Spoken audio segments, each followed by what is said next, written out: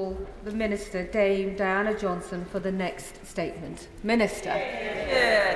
Thank you, Madam Deputy Speaker, and with permission, I will make a statement on this Government's action to tackle antisocial behaviour.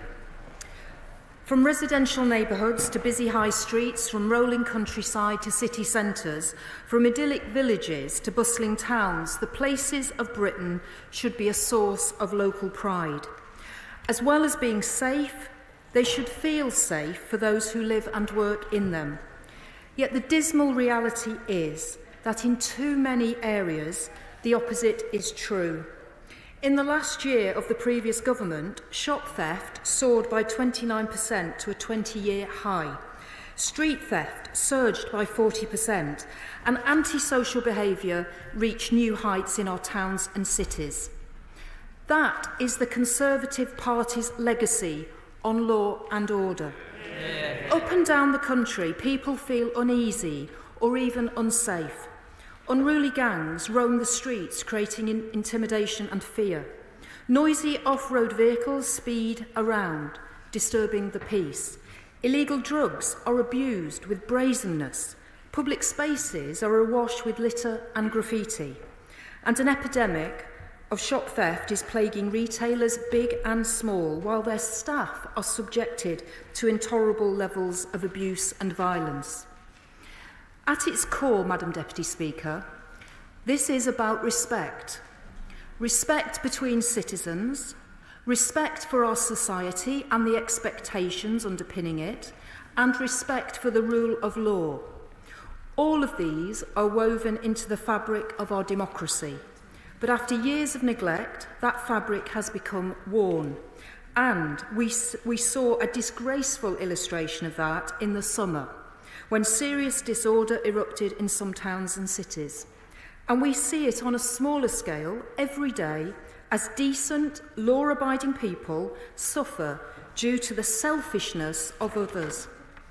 More than a third of people, 36% in England and Wales, report experiencing or witnessing some type of antisocial behaviour in their local area, while around 1 million incidents of antisocial behaviour were recorded by police in the year to June 2024. Madam Deputy Speaker, we must never make the mistake of dismissing this menace as low-level or trivial. To do so would be an insult to the victims. And it may manifest itself in different ways in different areas, but wherever and however it occurs, there is an adverse impact on neighbourhoods and on communities. Antisocial behaviour chips away at people's sense of pride and confidence in their local area. It ruins their enjoyment of public spaces, and for those affected by the most serious and persistent cases, their quality of life is damaged. One victim, quoted in a report on antisocial behaviour published recently by the Victims Commissioner, said this: "Every day I'm crying. It makes me anxious, and it actually makes me physically sick." And another said, "It's totally isolating, and nobody can understand the pressure it puts on you." Now, I am sure that all members across the House will be familiar with accounts like these from the all too frequent interactions that we have with our constituents on these issues. And earlier this month, I visited Leighton in East London, where I heard from local councillors about the importance of partners working together to tackle antisocial behaviour. And more recently, the Home Secretary and I met with victims of antisocial behaviour and shop theft, Annie Valentine and Brian Roberts from Blackpool and Tim Nye from Sheffield, to hear about their concerns firsthand. Madam Deputy Speaker, this cannot go on, and this government will not stand for it. And that is why the Prime Minister has made safer streets a central pillar of our agenda for change. A key part of that mission is the work the Home Secretary is leading alongside police to put visible neighbourhood policing back at the heart of our communities. By restoring that crucial link between the police forces and the people they serve, we will ensure that residents and businesses have the reassurance that they want and need, as well as deterring would-be offenders. And as we implement our neighbourhood policing guarantee, we are determined to tackle antisocial behaviour head-on. I can today update the House on that work. To turn things around and effectively combat the problem, it is really clear that fresh impetus is needed, which is why in our manifesto we committed to introducing respect orders. These will enable tough restrictions to be placed on the worst adult perpetrators of antisocial behaviour. Those subject to a respect order could be banned from a town centre, as well as being compelled to address the root cause of their behaviour, for example, through mandated alcohol and drug treatment. The orders will be applied for by the police, by councils or by social housing providers and issued by the courts. Importantly, there will be a power of arrest available for all suspected breaches, protecting communities and town centres from further harm. And we are going even further by ensuring that anyone who breaches their respect order commits a criminal offence and may face up to 2 years imprisonment, an unlimited fine or a community order. These new powers will be piloted first to ensure that they are as effective as possible. We are also going to crack down on the scourge of off-road bikes in public parks, dangerous e-scooters on pavements and street racing, all of which inflict misery on local communities. Under strengthened police powers, officers will no longer be required to issue a warning before seizing vehicles involved in antisocial behaviour.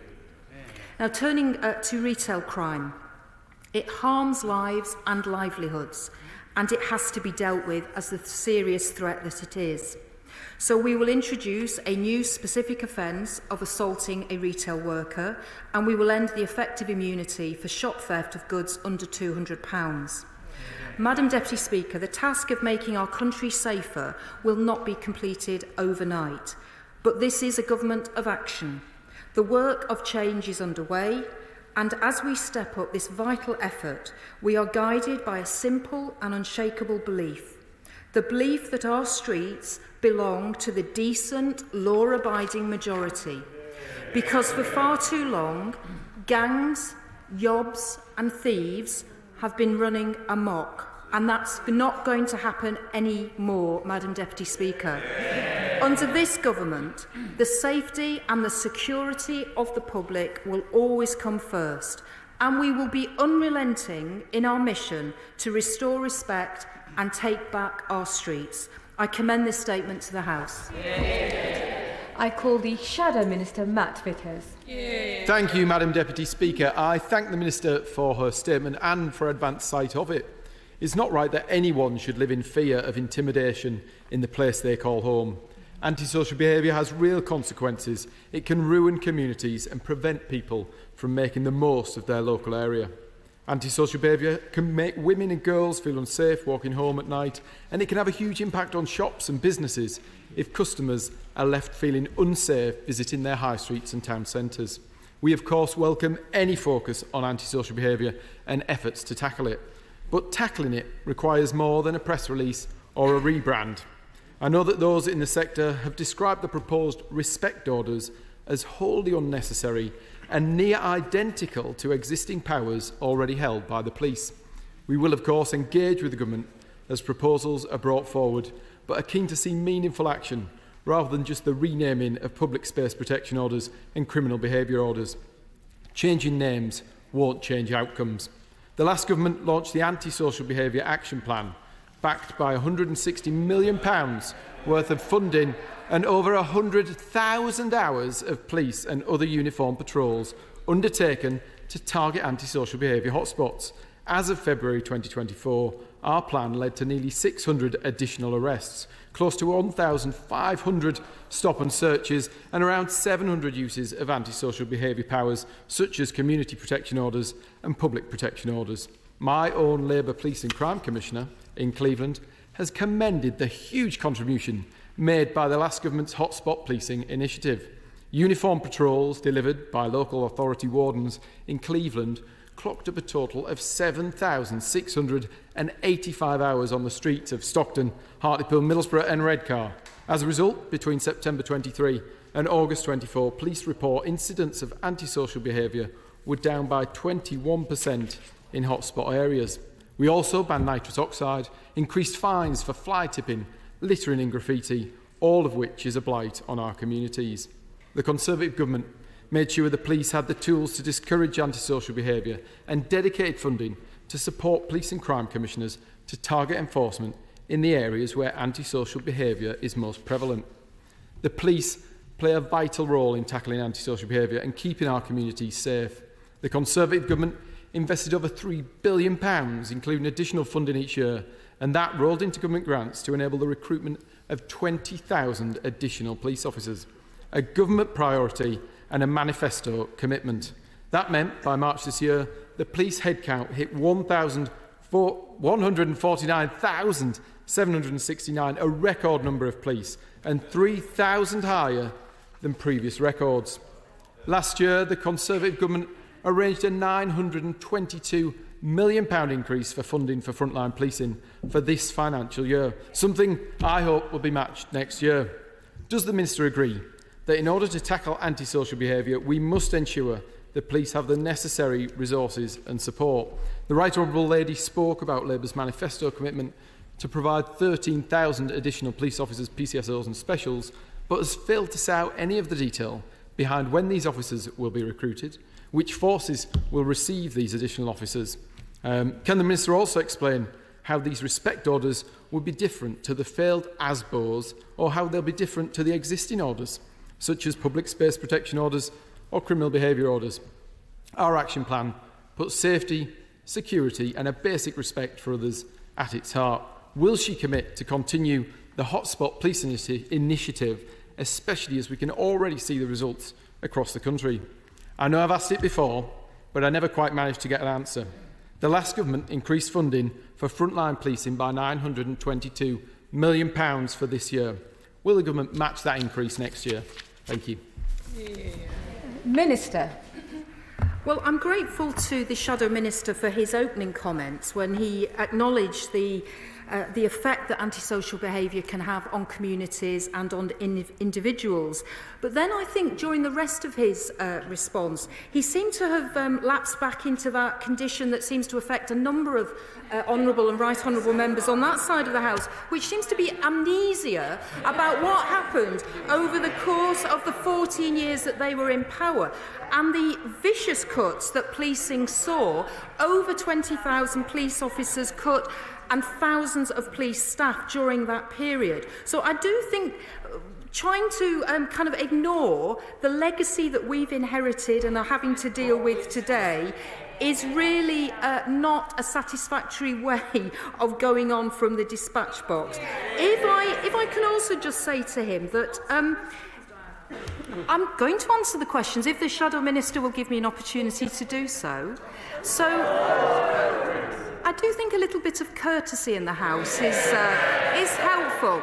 We are talking about antisocial behaviour, and a number of my comments were about respect, which is very important in this House. Can we have less noise and heckling from the backbenches, Minister? I've always tried to be respectful to all members of this House, and I will now try and deal with some of the points that have been made by the Shadow Minister. I think the most important point, perhaps, for the Shadow Minister to understand is that respect orders are different to criminal behaviour orders. I don't think he's quite understood that. Criminal behaviour orders are attached to where there's been a conviction, and the CPS then apply in court for that criminal behaviour order to be applied. Respect orders will not require a conviction. They will be made on application, as I said, by councils, social housing providers, the police, to court. There will be a power of arrest attached if they are breached, and that individual will be brought before the magistrate's court if that breach happens. So they are different to a criminal behaviour order. They're also different in the sense that they are not around community protection notices, which I think the the Shadow Minister referred to, which are really for lower level environmental antisocial behaviour issues. I think respect orders, the conversations I've had with individuals in the sector and organisations that work in this field, respect orders are getting a lot of support. We want to pilot them. We want to make sure that they're going to work fully when we bring them in across the country. So I am confident that they provide us with the flexibility of the civil injunction, which is what actually sits there at the moment in terms of dealing with antisocial behaviour. But of course, if you breach a civil injunction, then the police officer has to take the individual to court to prove the breach. So there's no automatic power of arrest. And that's the difference that you'll have with the respect order. But I do think it combines the flexibility of the civil injunction with the teeth of the criminal behaviour order. And I hope that explains to the Shadow Minister why respect orders, I think, are a very positive development in dealing with antisocial behaviour. Chair of the Education Select Committee, Helen Hayes. Thank you, Madam Deputy Speaker. I welcome the measures the Minister has set out today and the Government's commitment to tackling antisocial behaviour, which is an urgent issue in my constituency, particularly in our town centres. But the most urgent issue that we face in tackling these issues is the number of police officers. My honourable friend will be aware that the previous government allocated funding for recruitment of police officers and then withdrew it when the Met was unable to meet its target due to a set of unique challenges in London. Can I ask my honourable friend for her firm assurance that the unique challenges facing the Met are fully understood and that the government will provide them with the resources they need to tackle this very serious issue in our communities? Minister. Well, I'm grateful to my honourable friend for raising this issue. And of course, the Met are almost a quarter, I think, of policing overall. So they play a very important part in policing London, but also they have other responsibilities at a national level, responsibilities for counter-terrorism, etc. So they are very important. The decisions around funding are being taken at the moment. The House will be informed in the normal way next month about the provisional settlements around policing, but I hear very, very clearly the concerns of my honourable friend. I'll go to Liberal Democrat spokesperson Lisa Smart, who knows she has a maximum of 2 minutes. Thank you very much, Madam Deputy Speaker. Across my constituency, whether it's in Heatherley, Woodley, Marple or High Lane, illegal off-road bikers are a persistent blight on the community. They're intimidating people, endangering public safety and being generally noisy, antisocial and really annoying. So I was interested to read the Home Secretary's comments on respect orders over the weekend and to read the Minister's statement today, and I thank her for advance sight. My local Greater Manchester police officers tell me the challenge in tackling these off-road bikes, often ridden by young people, isn't a lack of powers, but it's the difficulty of gathering evidence and the tools to identify and actually catch offenders who often evade them on these bikes.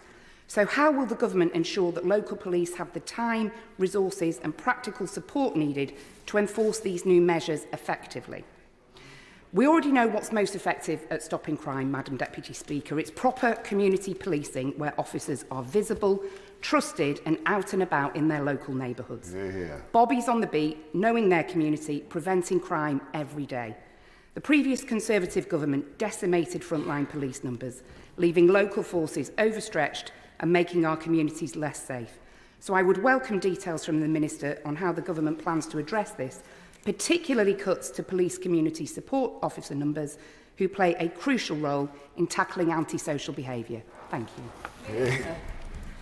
Well, I'm grateful to the Honourable Lady for those comments and the questions, and I think this issue around off-road bikes and e-bikes and all the problems that they're causing, the specific issue that we want to address first of all is to give the police the powers that they need to deal with the antisocial behaviour that's being caused by these bikes and off-road bikes and e-bikes.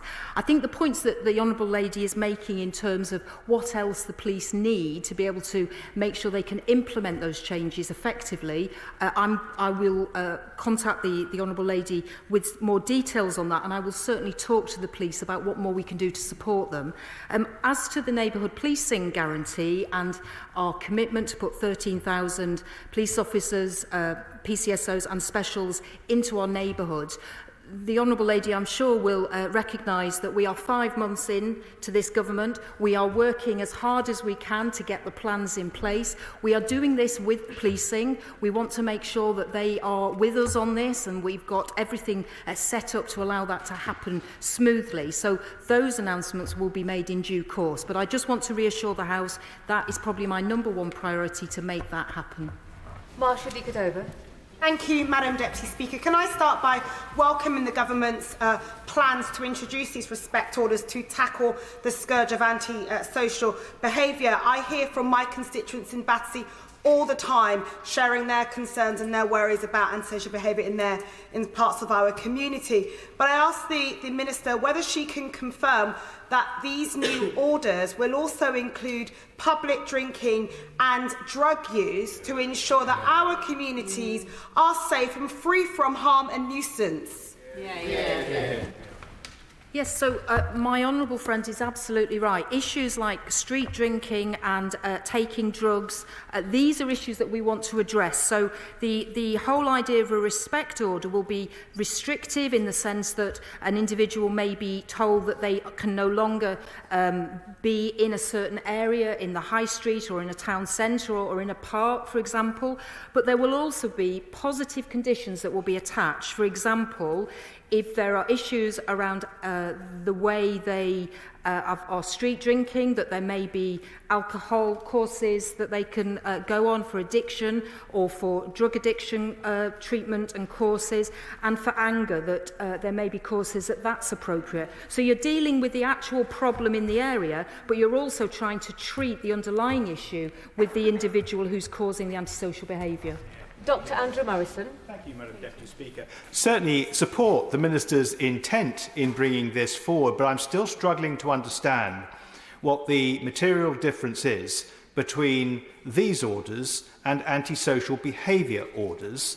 If it is the case that they're materially different, could the Minister say in what respects they are? And will she say to what extent this will be based upon perception by a complainant? For example, in non-crime hate incidents recently, we've had considerable controversy around perception of an allegation and its effects, which has caused all manner of problems and bogged the police down in a whole load of controversy. And I'm sure she would want to avoid that in respect of this particular measure. Minister. Well, if I just said, first of all, to the right honourable gentleman that in 2014, there were changes to antisocial behaviour legislation. In fact, they were weakened. And I think that was a combination of the Conservatives and the Liberal Democrats in coalition at that time. They decided to weaken the antisocial behaviour powers that the previous Labour government had brought in. So I think that's the first thing to mention. So what we've ended up with are the civil injunctions. And as I tried to explain earlier on, and perhaps I need to do it again and be a little bit clearer, civil injunctions can be issued for antisocial behaviour, but if they are breached by someone in a town centre or in a high street behaving in an antisocial way, the police have to go to court to prove the breach. That's the issue. So they can't be arrested. The antisocial behaviour cannot be stopped at that point. There is a process that has to be gone through. With the respect order, there will be an automatic arrest for breach, which means action can be taken far quicker. So that's the key point. The criminal behaviour orders, which we were discussing earlier as well, they can only be attached to someone who has been convicted. What these are about are trying to nip the antisocial behaviour that's causing, and the definition that's used is harassment, alarm or distress. So that's the level you're at in order to be able to apply for a respect order. So I hope that explains to the right honourable gentleman the difference and why we think this is the way to go forward to deal with things through arrest and get people in front of the court if they are breaching respect orders.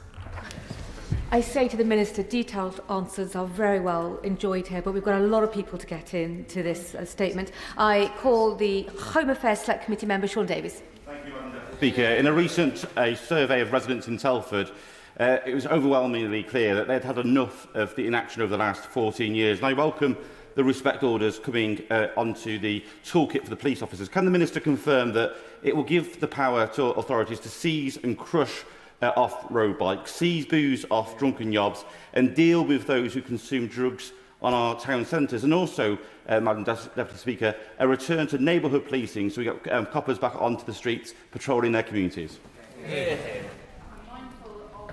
Instruction from Madam Deputy Speaker. So I can absolutely say this is about rebuilding that neighbourhood presence, having those police officers, PCSOs and specials back in our communities, and dealing with exactly the issues that my honourable friend has raised around people drinking, taking drugs, riding vehicles and causing harassment, alarm and distress. Select Committee Member Paul Kohler. Thank you, Madam Deputy Speaker. Can I thank the Minister for her statement and warmly welcome it? Can I also ask her whether, if she's right to mention neighbourhood policing, can I ask her whether she agrees with the Met Commissioner, Mark Rowley, that local police stations are critical to neighbourhood policing, and whether she will pledge to stop the closure of local police stations that occurred under the Conservatives and previous Labour administrations, including Wimbledon Police Station, which remains under threat 6 years after I won my judicial review stopping its closure.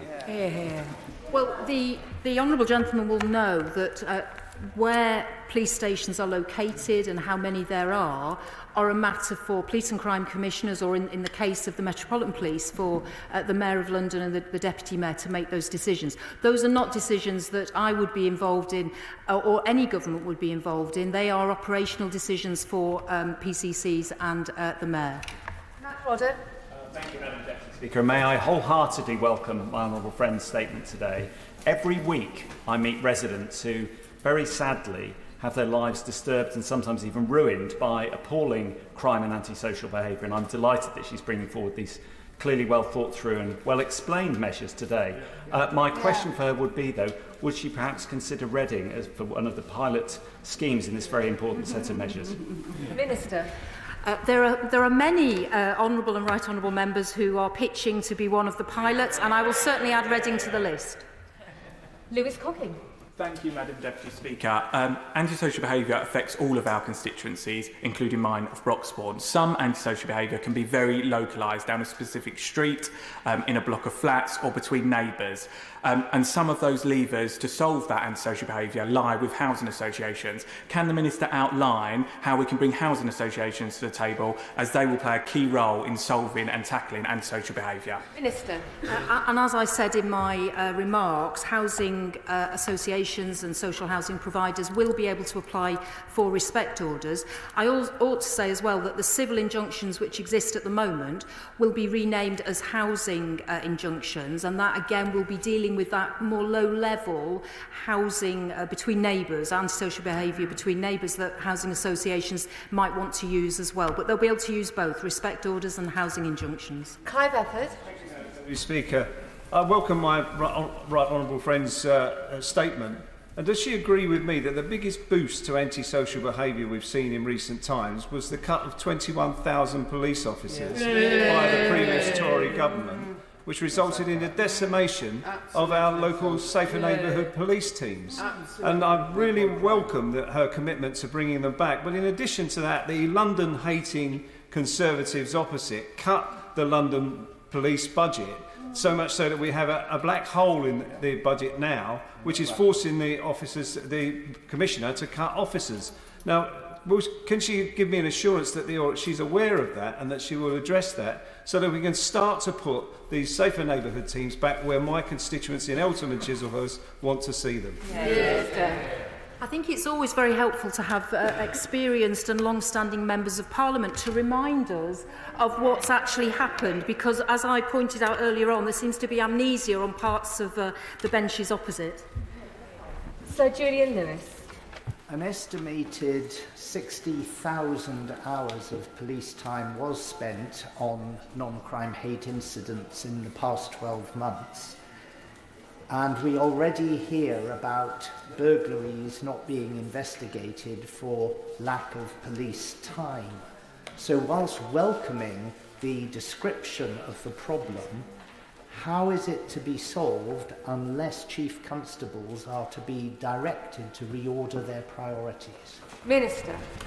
I think the government has made it very clear what our priorities are for policing. So protecting the public, as I talked about today, rebuilding neighbourhood policing, tackling town centre crime, tackling antisocial behaviour, tackling the scourge of knife crime and halving violence against women and girls in the next decade. We've been very clear on that. The Home Secretary has also been very clear about the common sense approach that needs to be adopted when you're dealing with non-crime hate incidents. And we are working with HMIC, FRS and the College of Policing on how best that can be done. And it's vital, though, I think the right honourable gentleman will agree, that police forces are able to track and monitor information, intelligence that might be helpful if there is going to be further criminal activity or serious social harm and community cohesion is going to be affected. And capturing that is something that police forces need to do. Sally Jameson. Thank you, Madam Deputy Speaker. In Doncaster, along with many other areas across the country, antisocial behaviour, fly tipping, shoplifting and off-road bikes are blighting our communities and our high streets. And as a former prison officer myself, I know that dealing with these issues, it is critical that we tackle the causes and pathways to crime in the first place. So can I ask what the government are doing to make it a priority to deal with tackling the causes as well as the crimes itself? And can I welcome my honourable friend, because I think her experience as a former prison officer will be invaluable in this place in bringing that knowledge to share in our debates.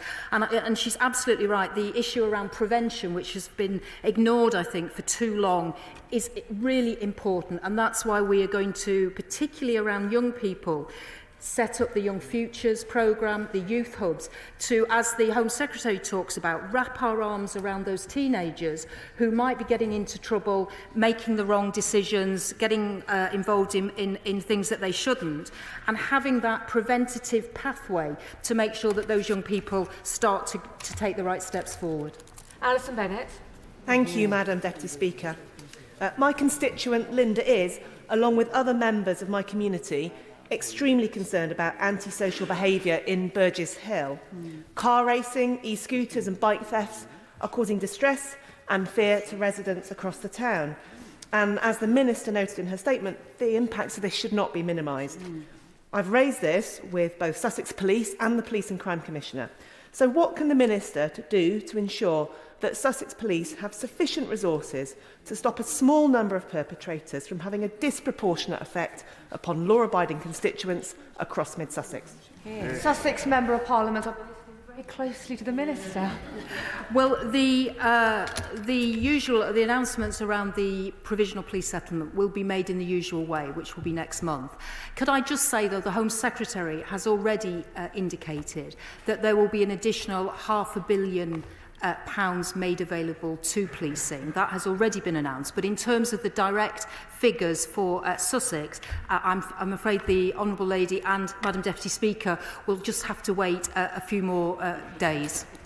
Melanie on. Thank you very much, Madam Deputy Speaker. I never thought I would see the day that we would have Conservative members of Parliament arguing against more powers to increase the safety in our communities up and down the country. It is absolutely gobsmacking, and I, for one, absolutely support what the Minister, the Minister is bringing in today in respect of these respect orders. And I know that my constituents in Great Grimsby and Cleethorpes do feel the impact of antisocial behaviour very, very keenly, but they will want some assurance from the Minister that there will be sufficient police and PCSOs available to issue these respect orders in a timely manner. Can she do that, please?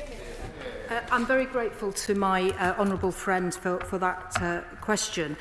I think it is rather odd that the picture that's been painted by the opposition is that all the powers are there, so everything's fine. Why do we need to change things? When it's quite clear to, I think, the vast majority of people that things aren't fine and that the powers and the legislation isn't working as we need it to. So that's why we are bringing forward these additional respect orders, and also the neighbourhood policing guarantee, the 13,000 police officers, specials and PCSOs that we want to have back in our community to actually use the legislation and get the antisocial behaviour under control.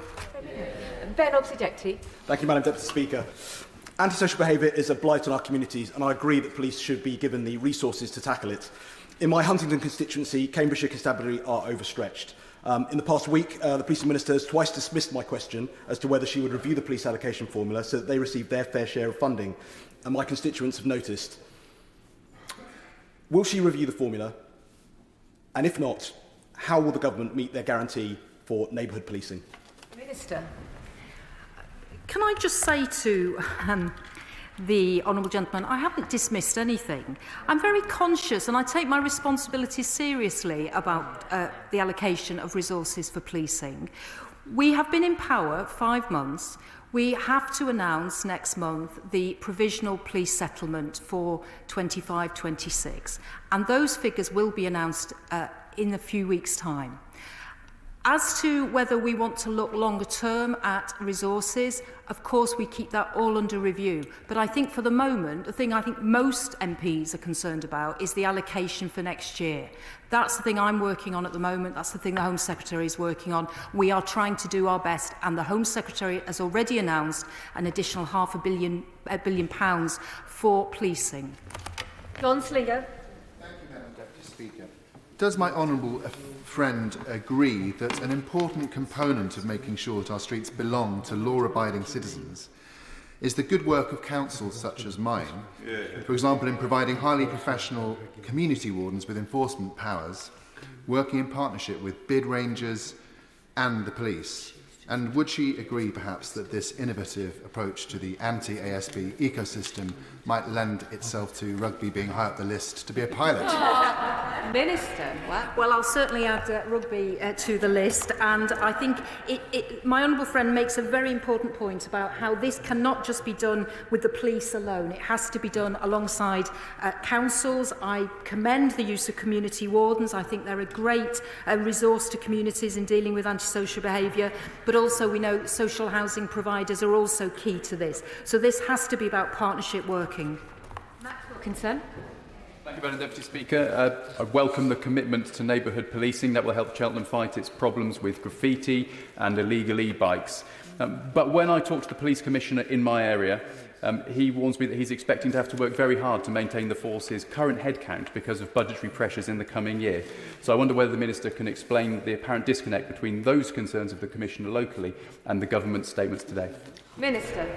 Well, I don't think anybody is pretending that we have inherited a positive, rosy economic settlement from the previous government. We're having to make difficult decisions and tough choices. But what's very clear is that the security and safety of the British people is the #1 issue for this government, and that Home Secretary, as I've said now I think 3 times, has already said there is additional funding for policing next year. There was additional funding that was put into police forces up and down the country this year to fund the pay increase to police officers, which had not been in the budget that the previous government had set for this year. So we've already put additional money in, and we will be doing so next year as well. Olivia Bailey. Thank you, Madam Speaker. Illegal bikes are a menace, an absolute menace for my constituents in Tilehurst and across Reading West and Mid-Berkshire. I'd like to welcome the tough and swift action the government's taking on illegal bikes and antisocial behaviour, something which the members opposite clearly were far too relaxed about in government. And I'd like to, along with associating myself with the request from the Honourable Member for Reading Central, ask the Minister if she would tell me whether there be new powers for the police to seize the bikes, get them off our streets and tackle the terrible problem of illegal bikes. Minister. And I hear very clearly this is a problem up and down the country around those bikes, those off-road motorbikes as well, and we are looking at that. But what we can announce today is that we are going to get rid of that requirement of a warning first of all, but we are certainly looking at what else we need to do to make sure that this is dealt with properly by the police. Sir Ashley Fox. Thank you, Madam Deputy Speaker. I welcome the Minister's commitment to tackling antisocial behaviour. There's a particular problem in my constituency in the 4th Street of Bridgewater, where those who abuse drugs and alcohol gather and cause a nuisance of themselves. So would she please consider adding Bridgewater to her list of possible candidates for the pilot scheme? Well, I have to say I'm very pleased to hear a Conservative Member of Parliament wanting to be added to our list of pilots for respect orders, so I'll certainly do that. Antonia Vance. and I wish to associate myself with the comments that have been made about the scourge of illegal motorbikes. They are a particular scourge in communities across Tipton, Wednesbury and Coseley. One of my favourite pledges in the Labour Party's manifesto was the pledge to crush those bikes within 48 hours and seize them without notice. And can the Minister tell us how soon are we going to get on with crushing the bikes? Yeah. Minister, yeah. Well, today I'm able to say that we are going to do that, but the actual details and the timetable, the Honourable Lady will have to wait a little bit longer for, but that's certainly my intention. Charlotte Kane. Thank you, Madam Deputy Speaker, and thank you, Minister. I welcome much of what was in your statement. In my constituency of Ely and East Cambridgeshire, shoplifting is a significant problem, and recently I've been talking to shop workers in Littleport and Ely about how threatened they feel and how stressful it is.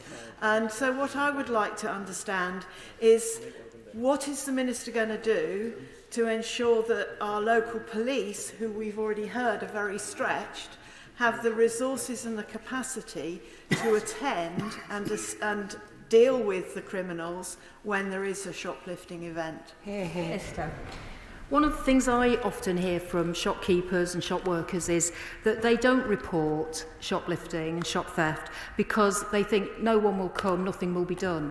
And that's one of the reasons why the neighbourhood policing guarantee, having police officers back into our high streets and town centres and village centres, is so important, because those shop workers and shop owners will know that there is a visible police presence to deter, but also to deal with those who try to shoplift, and action will be taken against them.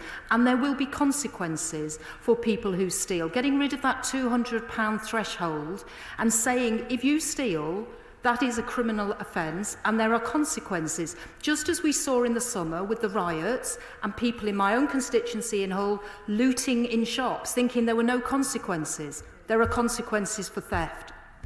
Luke Charters. Thank you, Madam Deputy Speaker. I recently held a public meeting on the concerning rise of antisocial behaviour in Haxby, and I'd like to thank the Deputy Mayor for York and North Yorkshire, Joe Coles, Haxby Town Council, the police and the local community for their efforts.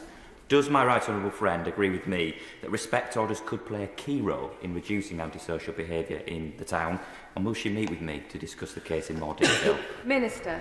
Yes, of course, I'd be delighted to meet with my honourable friend, and I think that indicates again the role of partnership working to deal with antisocial behaviour. David Chadwick. Thank you, Madam Deputy Speaker. Rural crime is defined as crime and antisocial behaviour occurring in rural areas, which is very logical. But in my own region, just 0.24% of staff in the local police force are dedicated to rural crime units, despite the significant impact this has on local communities in places like Brecon and Uster-Gunlais. Does the Minister agree with Liberal Democrat proposals that every police force should have a specialist coordinator in their rural crime team, in line with recommendations from the National Rural Crime Network? Yeah. Well, I take crime, either urban crime or rural crime, very seriously, and that's why, for example, the neighbourhood policing guarantee isn't just about urban areas, it has to be in rural areas as well. Those people who live in rural areas need to know that when they need the police will come, and that there is a presence in their communities. So I'm very happy to discuss further with the honourable gentleman the issue of rural crime if there are specific things he would like to discuss with me, but I do take it seriously. Josh Simons. Thank you, Madam Deputy Speaker. Since I was elected, there's been a constant stream of antisocial behaviour incidents across the towns I represent. Hindley Town Football Club, Ashton Athletic, Plattbridge, Winstanley. It really dents the pride, as the Minister said, that people feel in the towns that they live in.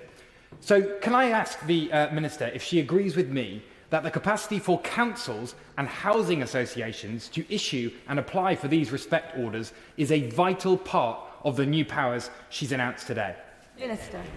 Yes, I absolutely agree with that question from my honourable friend. I think it's, again, around recognising this is not just the police. This has to be councils, social housing providers and other agencies that are going to tackle together the scourge of antisocial behaviour. Jim Shannon.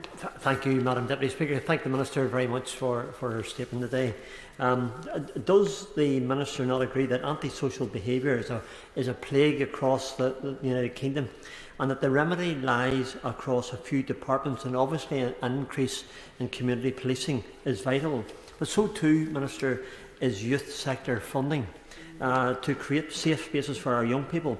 And would the Minister agree with me that we need investment across multiple departments, from policing to education and to communities? And with this being the case, what discussions has the Minister been able to have with her Cabinet colleagues to ascertain if a joined-up approach could be more effective? Thank you. Minister. Well, I think the honourable gentleman has very eloquently expressed the role of the mission-led government that this party is taking forward. So the mission around safer streets, which has antisocial behaviour within that, is cross-government. It's not just about the Home Office, although we are the lead government body for this. It has to encompass all the other parts of government, and it has to encompass local authorities as well, and as I've been saying, housing providers, but it has to be partnership and it has to be cross-government. Noah Law. Thank you, Madam Deputy Speaker. Antisocial behaviour is sadly a blight on our town centre in St Austell, but also many of the smaller clay country villages in my constituency. So I welcome the Minister's announcement of respect orders. I very much welcome them to pilot them in St Austell, should they wish to do so. And on that note, what impact does the Minister expect these respect orders to have in revitalising our once thriving town centres? Minister. Well, I'll add my honourable friend's constituency to the list, first of all.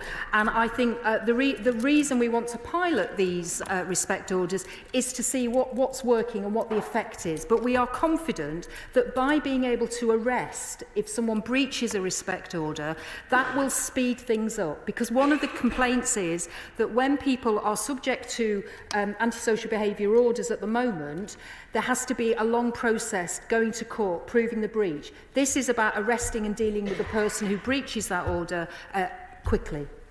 Lindsay Farnsworth. I welcome the Minister's announcement today, not just as a former Crown prosecutor, but also because my constituency, the towns in my constituency, are sadly not immune from antisocial behaviour. We find that often it is a small group of people repeatedly committing antisocial behaviour in our towns. So does the Minister agree with me that respect orders will be a useful tool in intervening upon those repeated offenders, but also a useful tool to tackle the root causes of those people's behaviour? Yeah. And again, can I just welcome my honourable friend to this debate, because I think her experience as a former Crown prosecutor is really valuable and very useful. And she's absolutely right. It's usually a small group of people who are engaging in this antisocial behaviour. So dealing with those prolific offenders through the use of respect orders, but also giving them something positive in terms of if it's drug treatment or alcohol addiction treatment that they need, or anger management courses. That there is a positive part of this to try to deal with the underlying problems. Coombs. Madam Deputy Speaker, residents in Kenrick Way in West Brom dread Friday and Saturday nights because selfish people come and race their cars up and down, causing deafening noise and extremely dangerous crashes. This has been going on for years and years, despite the efforts of Sandwell Council and the West Mids Police. So can I ask the Minister what this announcement today is going to do to actually stop these races and give the residents in West Brom some peace and quiet? Yeah. So my honourable friend raises an issue that we've talked a lot about this afternoon. The specific issue is, at the moment, under the law, there has to be a warning given before any action can be taken to deal with these people who are racing and causing the harm and distress by the vehicles they're using. So this is about getting rid of that requirement for a warning, so action can be taken in a far more speedy way. David Baines. Thank you very much, Madam Deputy Speaker. And can I add St Helens to the list of places that are interested in being a pilot?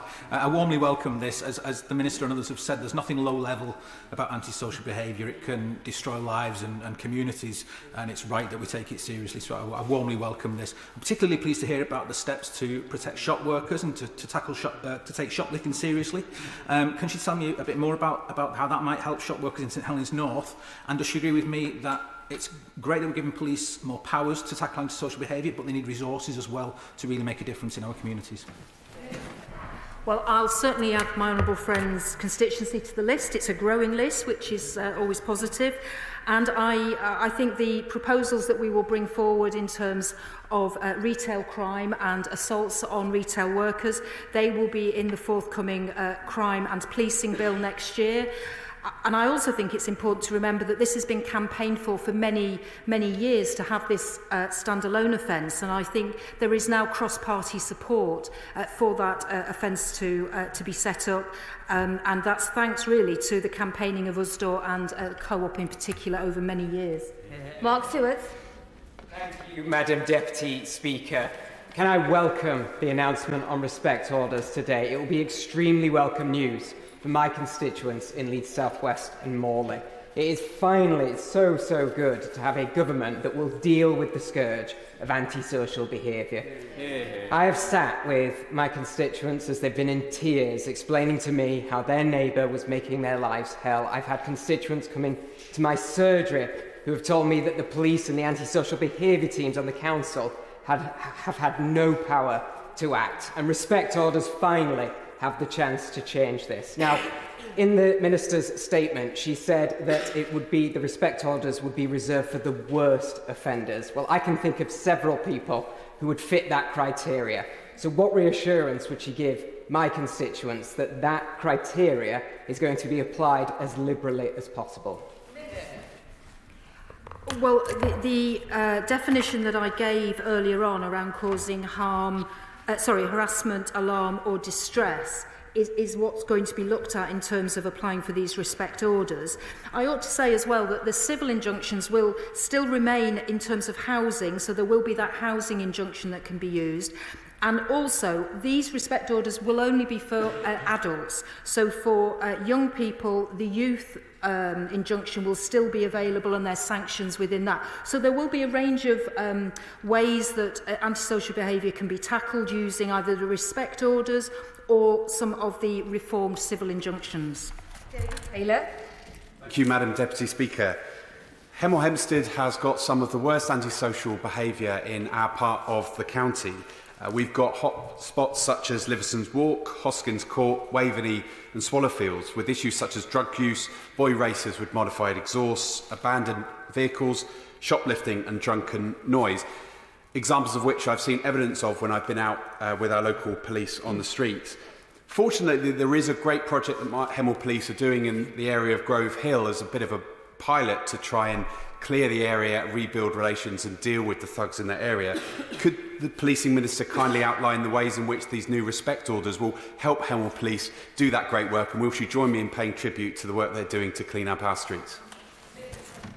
Absolutely, I will join my honourable friend in paying tribute to the work that the police are already doing, and also other partner agencies such as councils and housing associations. I know there's a great deal of good work going on around the country, and we need to build on that and give the police and others the powers that they need to be able to take forward the action that they want to bring forward in terms of dealing with this antisocial behaviour which has just grown and grown over recent times.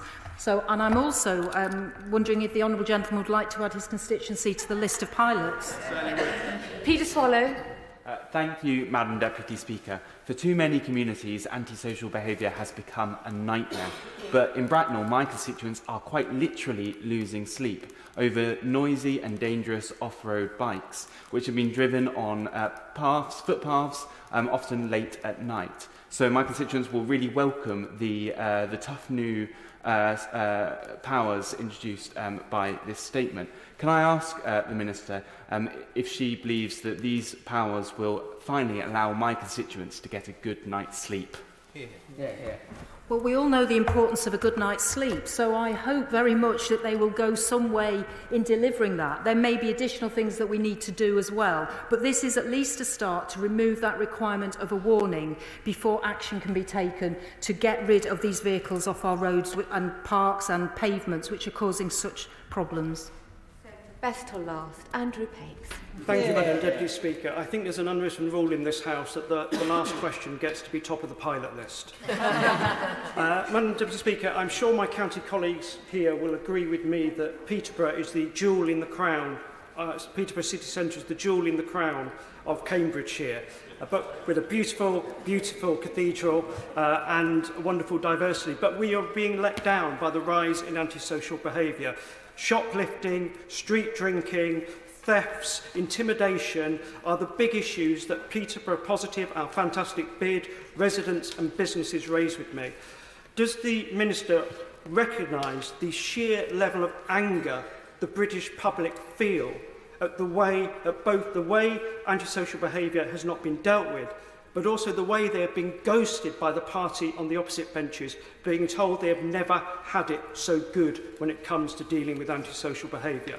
Will the Minister explain to the House how these measures today will help restore that trust and faith in the ability of government to do good on antisocial behaviour? Well, I think my honourable friend, even though he is the last to ask his question, has asked a very important one, and I think he's absolutely right that there is a huge amount of anger about how things have been allowed to get to the point that we're faced with today, and the complacency around the fact that there have been huge cuts to policing over the years. There hasn't been the investment in neighbourhood policing that we need. I think that's testament to where we are today in terms of having to tackle this antisocial behaviour. But my honourable friend also made an important point about business, because businesses are part of how we tackle this antisocial behaviour scourge in town centres, and working with businesses and encouraging small businesses to team up with bids and other groups in their city centres to make sure that they're working together and they're getting information to help them deal with particularly shoplifting. That concludes that statement, and I will be moving on to point of order, Gregory Campbell. Thank you, Madam Deputy Speaker. This morning at Northern Ireland Office Questions, there wasn't a single MP from Northern Ireland on the order paper, and this has happened before, Madam Deputy Speaker. I have no criticism whatsoever of Mr Speaker, who does try and usually succeeds in getting Northern Ireland MPs in supplementary questions. But I understand also the numbers game works against us. But can it be reviewed in the future? For example, I noticed Scottish questions next week. Almost every person in the order paper is actually a Scottish MP, which is as it should be. It would be nice if occasionally we got a Northern Ireland Office question paper where a Northern Ireland MP was on it. For the honourable member for giving notice of his point of order. As he knows, the selection of substantive questions on the order paper is the outcome of a random shuffle of those members who actually table a question conducted by the table office. Mr Speaker made sure that a number of Northern Ireland members were called to ask supplementaries. Could I suggest to the honourable member that he might like to raise this matter with the Modernisation Committee? Now I move on to the 10-minute rule motion.